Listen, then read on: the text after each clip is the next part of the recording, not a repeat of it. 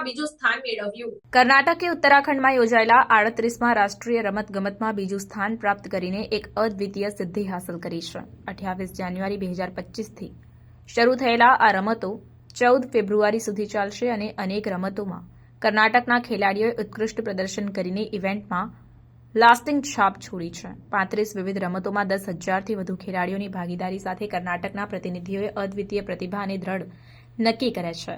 સ્નાતક, બેડમિન્ટન અને હોકી જેવી રમતોમાં તેમના સતત પ્રદર્શનથી અનેક પદક જીત્યા છે, ખાસ કરીને રજત પદક, જેને કારણે કર્ણાટકને કુલ પદકની યાદીમાં બીજું સ્થાન પ્રાપ્ત થયું। આ રાષ્ટ્રીય રમતગમતના કર્ણાટકના ખેલાડીઓના પ્રદર્શનનો એક વિશિષ્ટ મુદ્દો તેમના સ્નાતક પ્રદર્શન હતું।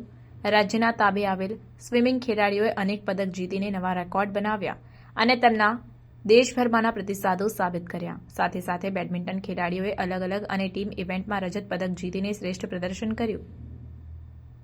રાજ્યના ખેલાડીઓએ પરંપરાગત રમતો જેમ કે કબડ્ડી અને દોડ ધારવા જેવી સ્પર્ધાઓમાં પણ પોતાની શ્રેષ્ઠતા દર્શાવી।